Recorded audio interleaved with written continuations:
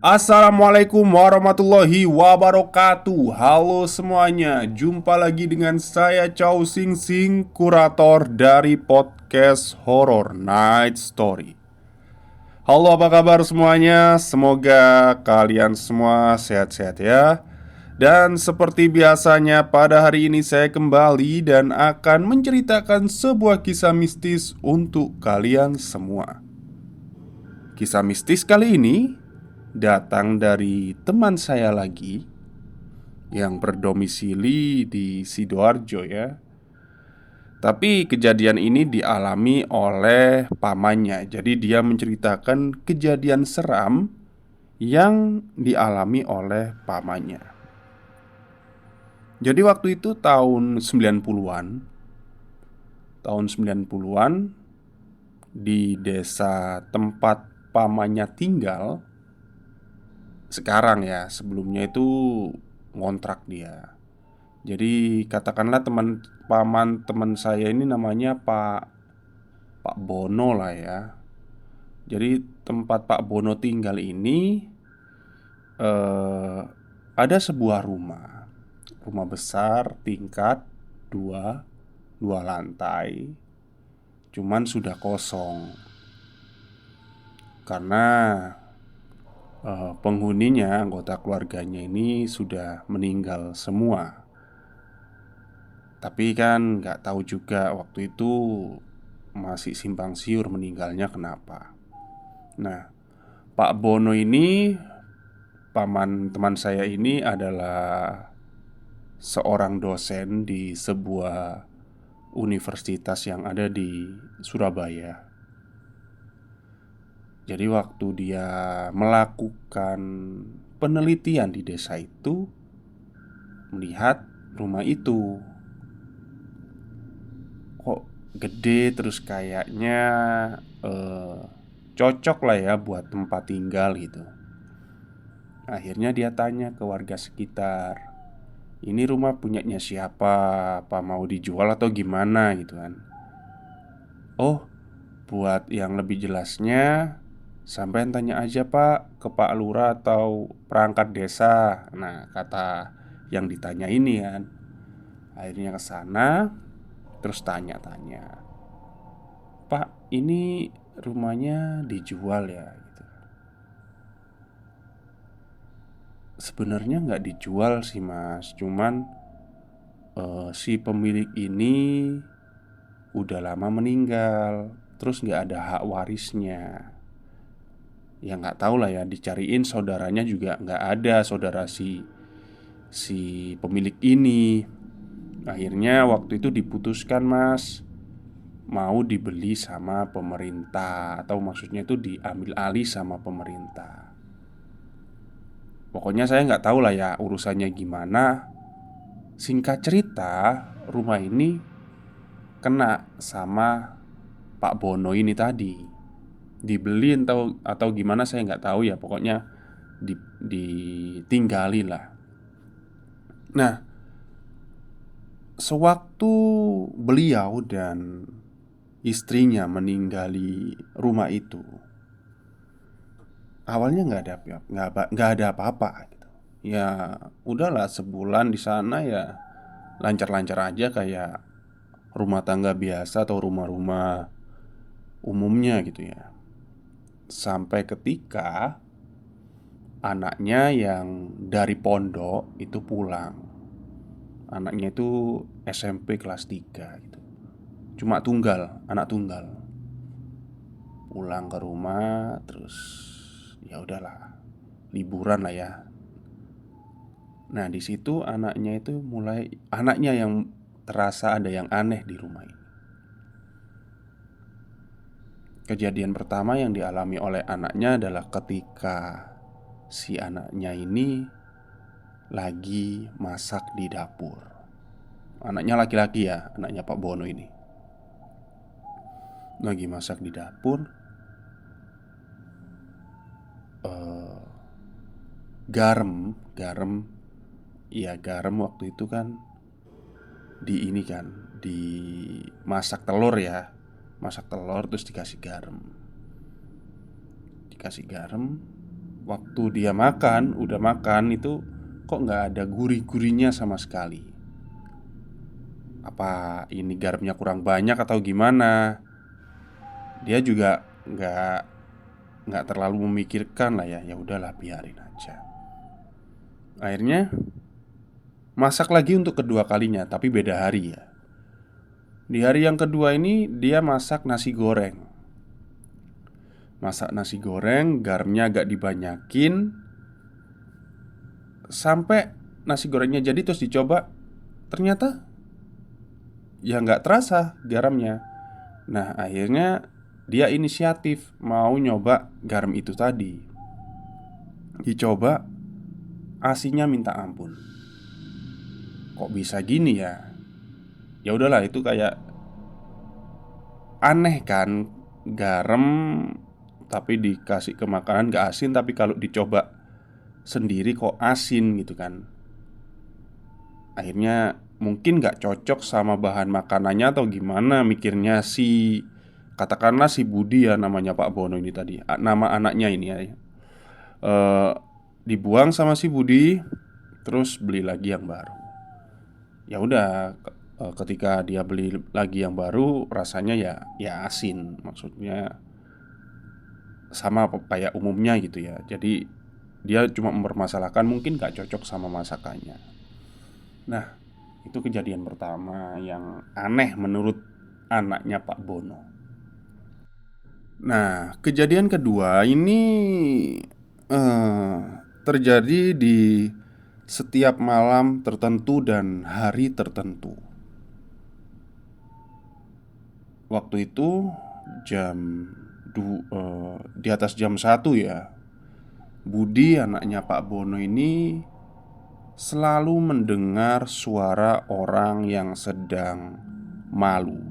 Malu itu kayak apa sih? Ya kayak masang paku gitu ya, tok tok tok kayak gitu di dalam rumah itu. Nah, waktu itu dipikir bapaknya yang lagi memperbaiki apa gitu ya. Keluarlah dia dari kamar.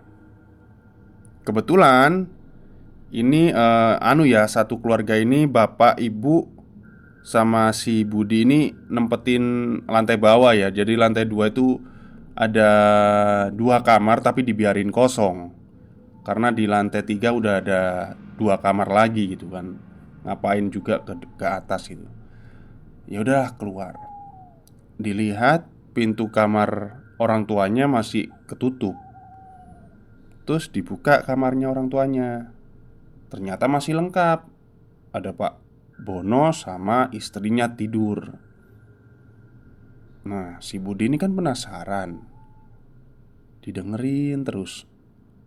Ternyata arahnya dari belakang rumah.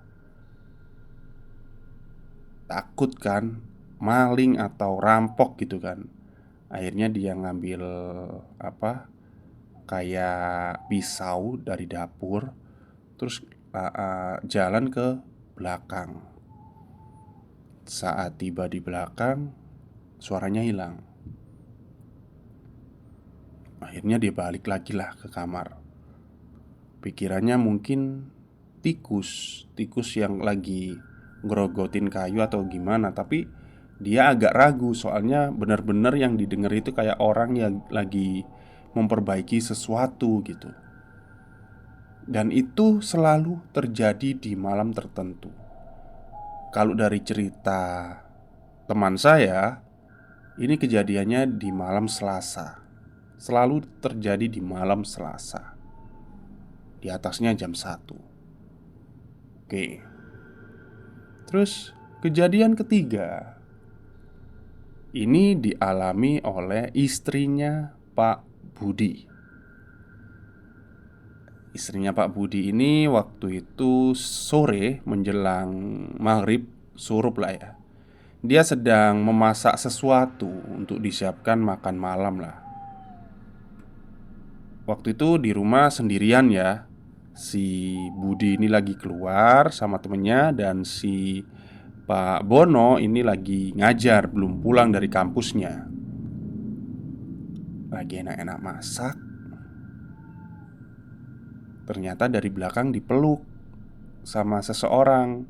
Waktu dilihat kaget kan, waktu dilihat, ternyata suaminya Pak Bono. Tapi Pak Bono itu diem aja gitu. Loh, Pak udah dateng gitu kan sama si istri gitu. Gitu doang. Terus duduk di meja makan. Mau makan dulu apa mandi gitu kan. Makan aja, kata si Pak Bono yang jadi-jadian ini ya. Setelah makan, diambilin makan, terus Pak Bono itu ngomong, "Tolong ambilin minum di kulkas." "Tumben Pak, minum yang dingin," kata si istri. Biasanya kan minumnya yang ya udahlah biasa aja, nggak dingin, nggak suka dingin, kok tumben gitu kan. Ya udahlah nurut aja si istri ini ya, ngambilin di kulkas. Bukan yang di bawah, kulkas yang di atas.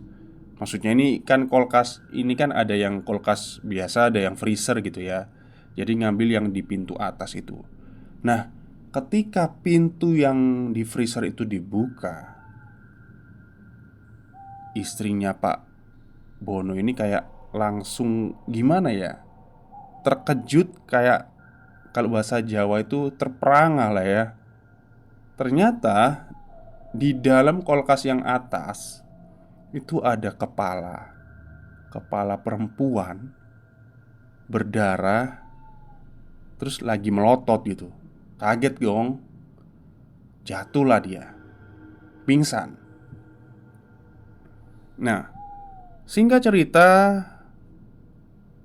Pak Bono pulang dan si Budi juga pulang, menemukan istrinya tergeletak di dapur dengan posisi kulkas itu masih terbuka, pintu atasnya. Setelah siuman terus ngomong, ya udahlah menceritakan apa yang dialami tadi sewaktu masak di sore hari itu tadi. Ternyata Pak Bono ini baru pulang, dia nggak ada pulang sore. Terus akhirnya Pak Bono ngomong, mungkin ibu terlalu capek atau gimana, jadinya halusinasi. Tapi si Bu Bono ini kayak ngomong, ini lo nyata Pak gitu kan, kayak ini bukan halusinasi, ini nyata gitu. Ya udahlah, karena Pak Bono ini yang notabene adalah seorang dosen, dan mungkin beliau kurang percaya ya dengan hal-hal yang begituan. Jadi kayak ya udah dah, dipikir logika aja gitu, nggak usah terlalu kita larut di dalamnya. Di situ Budi sebenarnya mau ngomong, dia juga mengalami hal yang serupa kayak ibunya, tapi lebih ekstrim ibunya sih. Ya udahlah, si Budi tetap diem karena dia pikir takutnya kalau dia ngomong malah memperkeruh masalahnya gitu kan.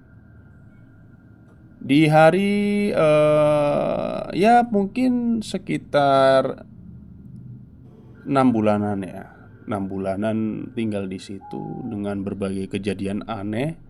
Tapi anehnya kejadian ini tidak pernah, bukan tidak pernah ya, mungkin pernah menimpa Pak Bono. Cuman karena beliau ini orangnya bodoh amat, jadi kayak ya udahlah nggak dipermasalahin. Yang mempermasalahkan kan si Budi sama istrinya Pak Bono ini tadi. Sekitar 6 bulan akhirnya ada omongan dari tetangga. Waktu itu Bu Bono ini belanja. Kalau di sini tuh namanya melijo ya. Jadi kayak tukang sayur keliling gitu. Tukang sayur keliling, terus ya udahlah, biasanya kan tukang sayur keliling itu kan banyak ibu-ibu bergosip ya di sana. Ngomong, "Bu, betah Bu kerasan di sini." "Alhamdulillah kerasan," gitu kan. "Oh, nggak pernah diliatin apa-apa gitu Bu?" Nah, dari ibu-ibu yang ngomong kayak gitu, langsung Bu Bono ini kayak mikir, emang diliatin apa Bu? Nah, enggak, mungkin ya kerasa apa gitu Bu, mungkin seram atau surem gitu. Nah, karena dia si Bu Bono ini ngalamin ya, tapi dia itu mencoba untuk menutupi lah. Enggak sih, saya nggak ngalamin apa-apa kok. Emangnya ada apa ya? Untuk mencari informasi. Akhirnya ibu-ibu tadi tuh ngomong sama, ya udahlah, ditemenin tukang sayur ya. Sebenarnya rumah ini tuh dulunya itu miliknya seorang pedagang kaya, punya anak dua dan istri satu. Tapi mereka meninggal gak wajar. Dua anaknya ini meninggal karena kecelakaan. Istrinya meninggal karena nyemplung. Bukan nyemplung ya, mungkin tersandung terus nyemplung di sumur. Nah, si suaminya ini bunuh diri. Loh, kok saya baru tahu ya cerita kayak gitu? Loh, ibu nggak dikasih tahu sama bapak atau gimana gitu kan? Maksudnya suami ibu. Enggak gitu kan. Ngomongnya sih gini, si penghuni sebelum Pak Bono ini menganut sebuah, apa ya, pesugihan lah. Banyak yang ngomong kalau pesugihannya ini jenisnya kandang bubra. Saya juga kurang paham ya dengan pesugihan kandang bubra itu. Kalau yang saya pahami, pesugihan kandang bubra itu kita selaku pelaksana pesugihan itu harus memperbaiki rumah, entah itu setahun sekali atau sebulan sekali. Itu kalau saya yang saya tahu ya dari orang-orang. Tapi nggak tahu lagi lebih detailnya ya. Jadi disinyalir penghuni sebelum Pak Bono ini adalah penganut pesugihan kandang bubra, yang mana pesugihan itu mengharuskan ada perubahan di rumah itu. Entah itu setahun sekali atau sebulan sekali ya. Bahkan ada yang katanya lebih ekstrim. Ketika mereka meninggal, pelaku pesugihan ini meninggal, entah anak atau istrinya, itu akan menjadi salah satu pondasi dari bangunan itu.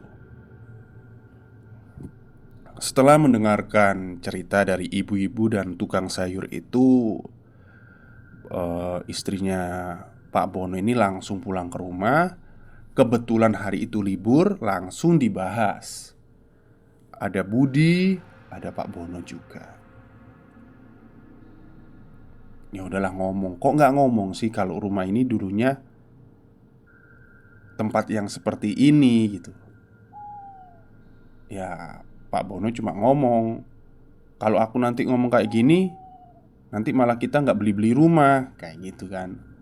Soalnya Pak Bono ini juga udah srek sama rumahnya. Dan dia juga ngapain sih percaya hal-hal kayak gitu. Ya udahlah, kita kita niatnya baik, mereka juga nggak ganggu kok.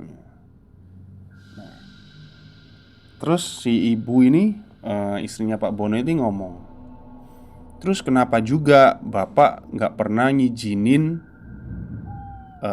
aku, apa Budi sama aku itu buat naik ke lantai atas, lantai 2. Pak Bono ngomong,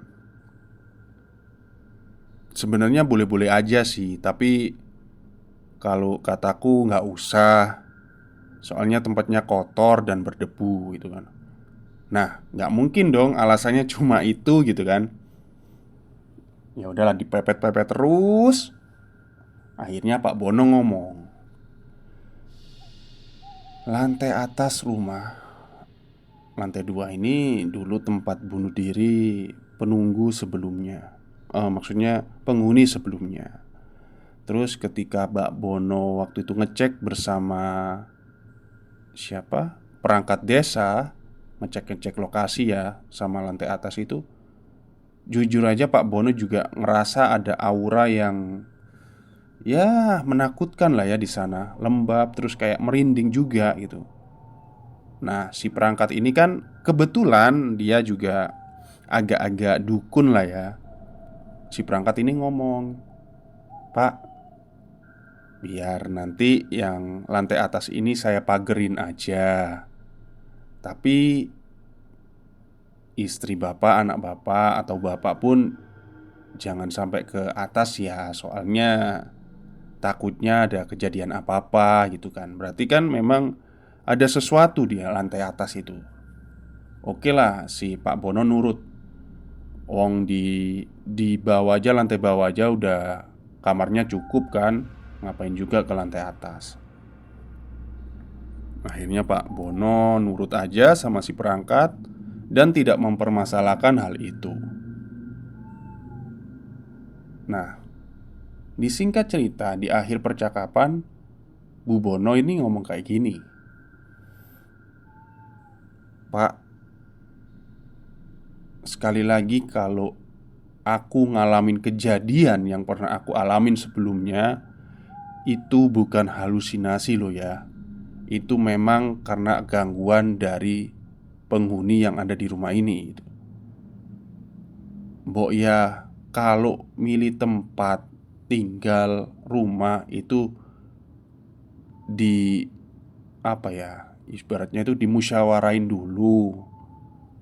Aku kan juga istrimu gitu kan. Ya udahlah, Pak Bono juga ngaku salah gitu. Ngaku kalau dia juga egois karena milih rumah itu. Oke, hari itu selesai. Nah, ini puncaknya nih. Di sini puncaknya. Waktu itu Jumat malam, bukan malam Jumat ya, Jumat malam Sabtu. Pak Bono Sabtunya libur dan si Budi juga masih libur. Mereka itu sekeluarga ngumpul di ruang TV di lantai bawah. Di lantai bawah. Ya udahlah, nonton TV seneng-seneng lah ya, namanya juga keluarga gitu kan. Tapi kalau TV dulu itu kan masih TV yang belum kayak sekarang ya, mungkin hitam putih mungkin. Atau mungkin udah berwarna tapi kayak masih TV tabung ya. Kalau sekarang kan udah TV yang ceper itu, LCD itu. Sewaktu mereka lihat TV bareng,